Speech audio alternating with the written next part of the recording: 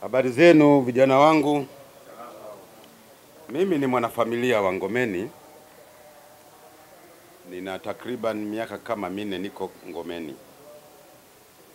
Nimeingia pale mwaka 2021 mpaka leo nipo hapo. Lakini kana kwamba haitoshi, Yesu Kristo wa Nazareth ambaye ndiyo mwenye ngome yake hapa Kimara Temboni kwa kuhani na mwonaji na mwalimu Musa Richard Mwacha aliniomba nisaidie kwenye experience yangu kwenye media group ya ngome ya Yesu. Tuna vyombo mbalimbali vya habari, Classic nadhani mnasikia, Passion, Sibuka, Chipuka na kadhalika. Kwa hiyo ni mwanafamilia halisi, niko humo ndani. Kwa hiyo karibuni sana na niwashukuru kwa kuacha shughuli zenu na kuja kutusikiliza wanangomeni. Sisi hapa tuna timu yetu ya mpira wa miguu inaitwa Kuhani Musa Media Group. Kuhani Musa Football Team. Lakini hii timu inaundwa na vijana ambao wako kwenye Media Group. Vijana wenye umri kama kinapita hawa kina Kalunduka wanahitaji kucheza.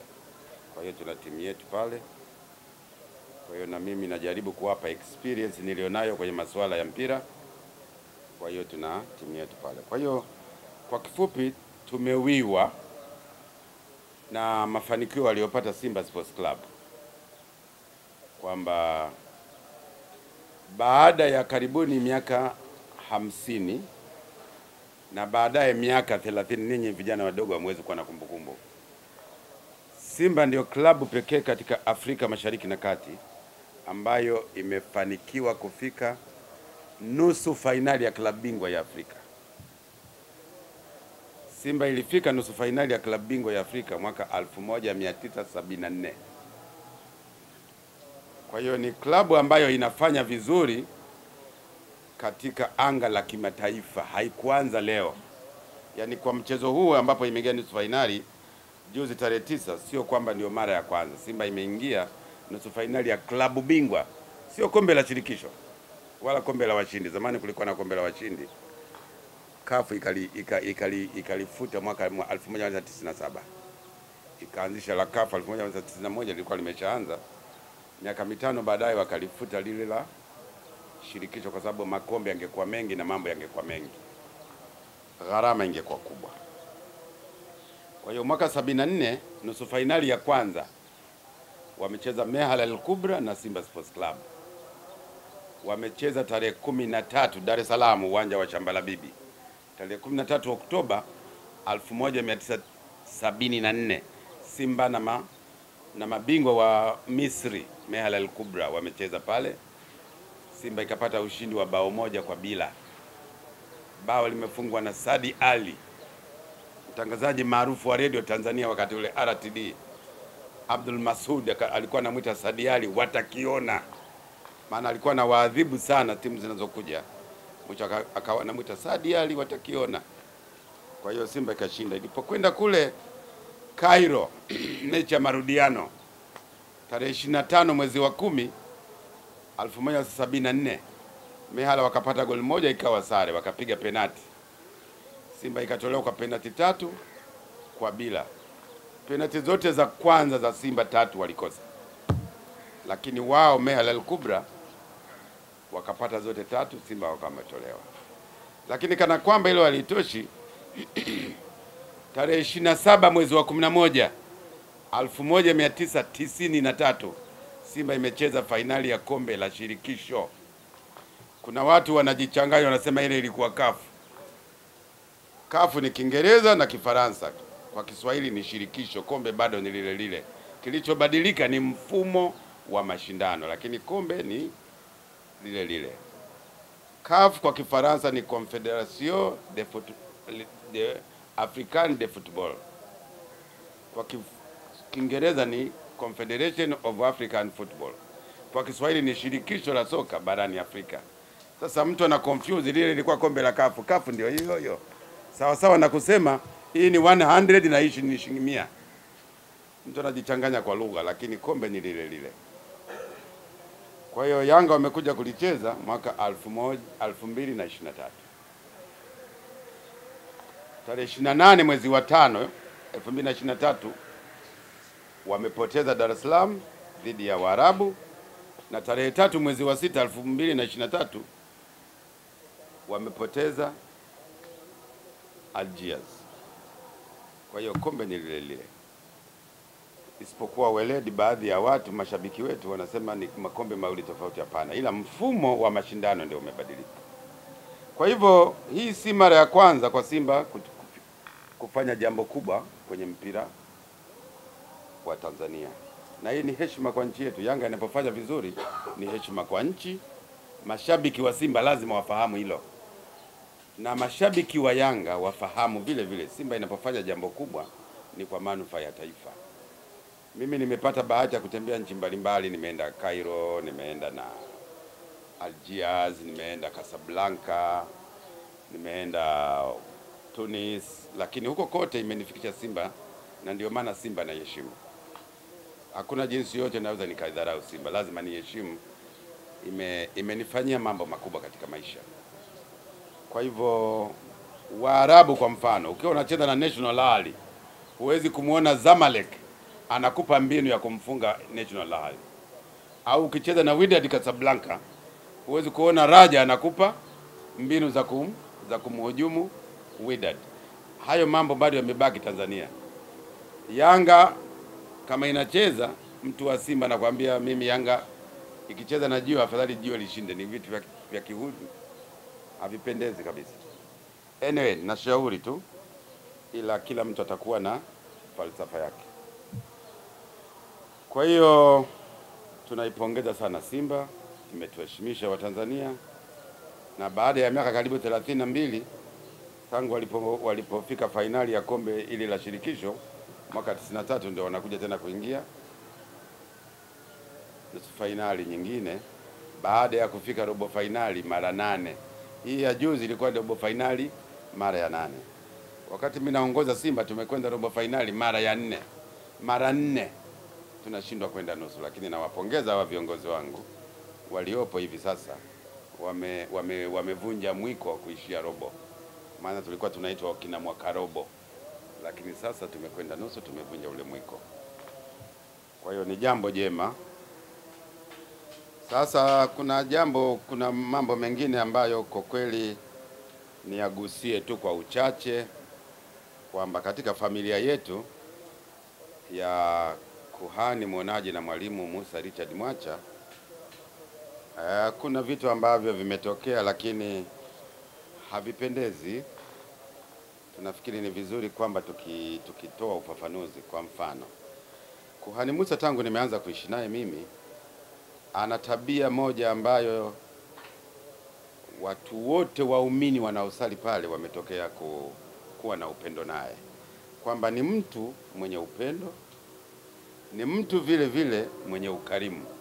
Kwa mfano, kila baada ya muda mfupi, na Christmas hii inayokuja tarehe 20, ameandaa chakula kwa ajili ya wajane, yatima na wazee wasiojiweza. Sasa upendo huu, kwa mfano, mambo haya yanaongeza upendo kwa waumini wake. Kwa mfano, tulivyokuwa na hafla kule Biafra, kulikuwa na shughuli imefanyika pale Kinondoni ambayo iliwakutanisha manabii wote na wachungaji wote.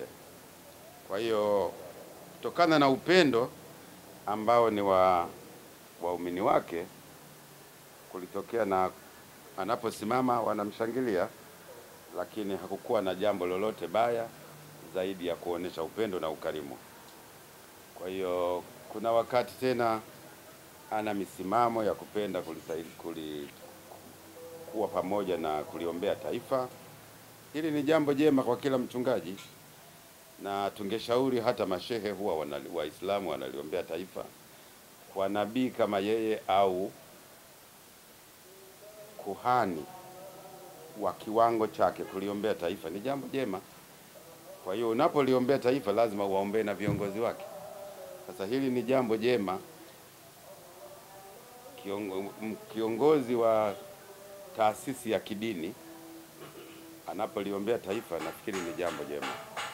Kwa hiyo analiombea kwa sababu ya kutaka ustawi wa taifa, amani na utulivu ndani ya taifa, kwa sababu taifa haliwezi kuwa na mambo mazuri na maendeleo yakafanyika kama hakuna amani na utulivu. Nafikiri huwa anafanya hii kwa nia nzuri, na tungeshauri manabii wengine waige mfano huu wanapokuwa katika shughuli zao za kiibada. Kuliombea taifa ni jambo muhimu sana. Kwa hiyo Kuhani Musa ana tabia hii, na hii imekuwa ni jambo jema, na wakati mwingine inatokea viongozi wakubwa wananchi wanaweza kasila naye kwa kumpongeza kwa hilo. Kwa hiyo sio ni jambo ambalo linaweza likawa watu wengine wakafarakana naye. Ni jambo jema, na sisi tunashauri hata wa viongozi wa dini ya Kiislamu, wa dini ya Kikristo, madhehebu yote wawe na tabia ya kuliombea taifa na kuweka maslahi ya taifa mbele. Kwa hiyo kimsingi nimewaita ili tuweze kushare kwamba sisi kama watu wa Ngome ya Yesu,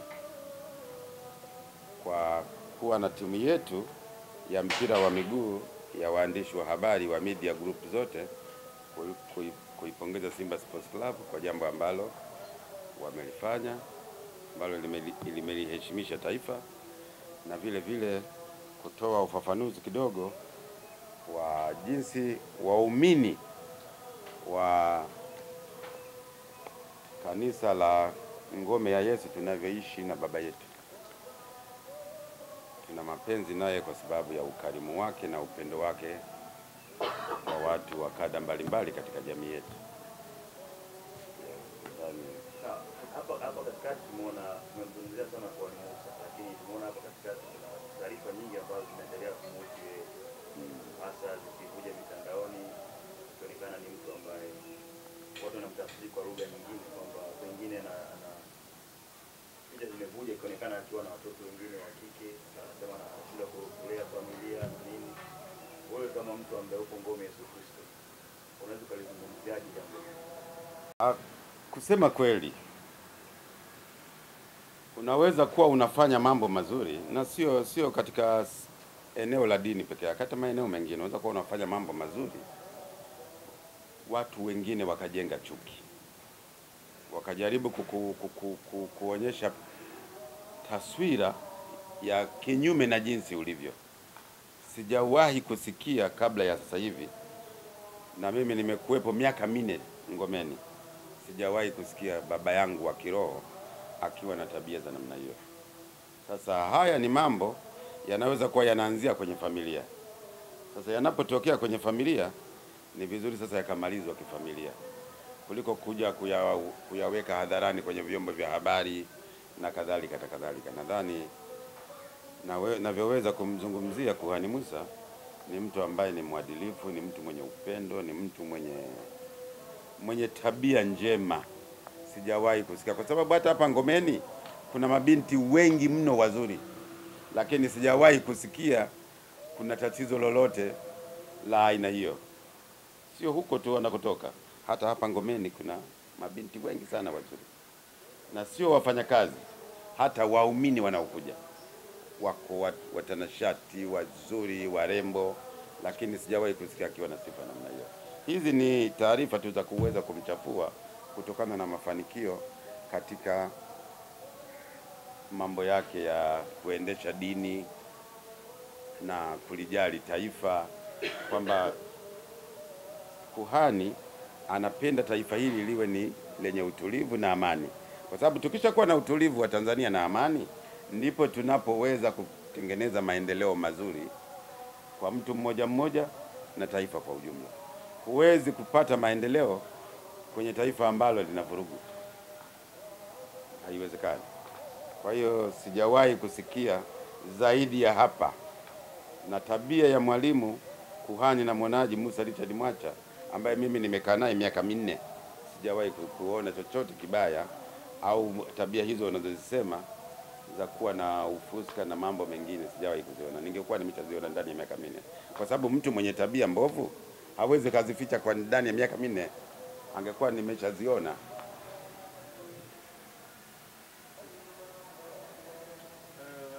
La kuchangia, wachezaji watakuwa wanapambana uwanjani, viongozi watakuwa wanapambana katika masuala ya uongozi, administration na vitu vingine ambavyo vinahitajika kwenye. Kwa hiyo mjumuiko wa watu wengi hawa, kila mmoja kwenye jambo ambalo analiweza, ndio unaleta mafanikio kwenye Simba Sports Club. Hilo la kwanza. Lakini la pili, wasidharau timu yoyote wanayokutana nayo. Nakumbuka kuna wakati Simba walikuwa wiki moja kabla ya kucheza na Yanga, tulipofungwa goli 5, niliwashauri usijiandae kucheza na Yanga kama vile unajiandaa kucheza na JKT Ruvu au na JKT Tanzania. Yanga ni kitu kingine. Nikawaambia kabisa, nikaenda mbali nikasema, Yanga hata ukimchukua mtu mwenye umri wa Mzee Kaduguda, wawe kama watengeneze wawe 11 umri wa Mzee Kaduguda, lakini kiitwa Yanga ni ngumu kwa Simba. Na vile vile halikadhalika kinyume chake, ukiwachukua wazee 11 kama Mzee Kaduguda wakaita Simba, ni ngumu kwa Yanga. Na ndio maana Yanga wameifunga Simba mara 4, lakini bado wanasema mechi ya hiyo iliyovunjika tarehe 8 hawachezi. Sasa mtu uliokucha kumfunga mara 4 unamwogopaje? Ni kwamba Yanga hana garantia ya kumfunga Simba. Pamoja na kumfunga mara 4, bado anamuogopa Simba. Hana garantia ya kumfunga. Ni kwamba kuna sehemu wamekosea Simba, ndio maana amefungwa mara 4. Kwa hiyo wanapokwenda sasa kucheza na hiyo inaitwaje, Bush, Stella Bush, wasidharau kwamba ni timu ngeni. Sisi tumeanzishwa mwaka 1936, hawa wameanzishwa 2016. Kwa hiyo hawa ni mabwana mdogo. Hapana, wajiandae kwenda kucheza mechi, na wasiende kucheza mpira, waende kucheza mechi.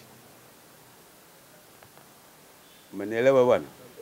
Wasiende South Africa, tunaanzia kule, wasiende kucheza mpira, tunaanzia hapa Sasa hapa ndio wacheze mechi, wasicheze mpira. Alafu Saudi wakacheze mpira. Tu iko kubwa.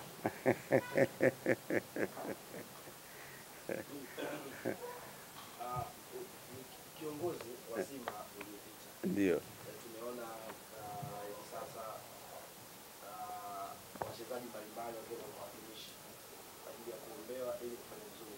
Simba ndio kwenye hatua ya nusu finali kwa shirikisho. Ndio. Sababu wewe ni mimi kwa kuana mwalimu Musa Nchemwache. Ndio. Ushauri na mwisho na washauri Simba kuona kwamba labda nao wajiongee kwenye upande huu ili kuona kwamba anaendelea kufanya vizuri. Ndio. Kuhani mwonaji na mwalimu Musa Richard Mwacha anaweza kuiona mechi ya Simba ni tarehe 20 ya mwezi huu wa 4, hata kabla hawajafika South Africa kaiona. Kwa hiyo mtu kama huyu si vibaya wakaja wakapata baraka zake. Na sio wao tu, kuna baadhi ya wachezaji nimewahi kuwashuhudia hapa wanakuwa na matatizo ambayo yanawafanya wasiweze kuingia uwanjani kushiriki katika mpira ambao ni kazi yao. Kuna kwa mfano goalkeeper aliyewahi kuwa goalkeeper na mpaka sasa wa Tanzania Prison. Alifika hapa, alikuwa mikono na magoti hayawezi Musa Mbise. Aliwahi kuja hapa, alikuwa mikono, unajua goalkeeper mikono ndio inadaka mpira. Na magoti ndio unapochupa yanakupivot. Alikuwa hawezi kufanya hivi. Lakini alivyokuja hapa baada ya muda akawa leo wanacheza. Na wachezaji kadha wa kadha wamekuja hapa na wakiwa na matatizo, lakini leo wanaendelea kucheza. Kwa hiyo Simba na washauri. Na isitoshe hata kama mechi iliyopita sisi ambao ni Simba kindakindaki, Simba lialia, tumekuwa tukiwaombea tukiwa hapa kanisani kwenye ngome ya Yesu. Nakumbuka siku moja kabla ya mechi nilisema kesho uwezekano wa Simba kushinda ni mkubwa mno. Hawa hawezi kuja kutufunga sisi Dar es Salaam. Sisi sio Yanga Afrika wanaotolewa Dar es Salaam. Sisi tutolewe Dar es Salaam. Na mimi nilivyokuwa naongoza Simba Slogan yangu ilikuwa kwa Mkapa hatoki mtu, na Mtuma Haji Sande Manara ndio alikuwa msemaji wangu. Kawaambie kule kwa Mkapa hata uje na mama yako mzazi utoke. Leo kuna ubaya ubwela. Hizi ni slogan za kila mwenyekiti anakuja na slogan yake. Hapa leo tuna ubaya ubwela. Mimi nilikuwa na kwa Mkapa hatoki mtu, na utoki kweli. Hata aje Barcelona atafungwa tu. Kwa Mkapa Simba hata ije Real Madrid itafungwa tu. Alikuja National Rally hapa, mimi mwenyekiti. CEO wangu anaitwa Barbara Gonzalez. Nikampiga na Kagere. Kafu kama walikuwa wanatuona wakatupanga tena mwaka uliofuata na National Rally.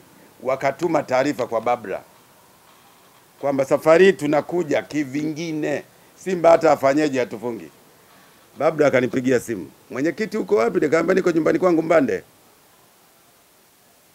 Kuna taarifa yako nje ofisini. Nikaenda ofisini akanamba National Rally wanasema safari wanakuja kivingine. Nikamwambia hivi, watumie taarifa waambie mwenyekiti wa Simba anasema ninyi mkija kivingine sisi mtatukuta kivingine zaidi, na msije peke yenu, mje na mama yenu mzazi, mtafungwa Dar es Salaam kwa Mkapa. Na wakaja Mixon akawaweka. Wakamchukua. Na kumchukua kule mimi sikupenda. Katika watu ambao wakupenda Mixon na Chama waondoke. Wale ni wajanja, walitaka kwenda kuidhoofisha Simba. Hawakutaka kwenda kuwatumia. Na ndicho kilichotokea mwisho wa siku. Wakasema mzee Karuguda ulionaje? Msema mimi nawajua. Katika timu inayowapa tabu National Rally ni Simba Sports Club. Na yeye anakiri hilo. Kwa hiyo walimchukua Chama, wakamwambia Berkane rafiki yao Mwarabu mwenzao wamchukue Chama, wao wamchukue Mixon kwenda kuidhoofisha tu Simba. Ndio lilikuwa lengo lao. Kwa hiyo mimi naiona Simba ya kwenda finali naiona. Kama watafanya hayo mambo mawili. Washirikishe watu. Bila kujali huyo yupo Simba, yani ani kiongozi sasa hivi au kwa sababu alikwishaongoza.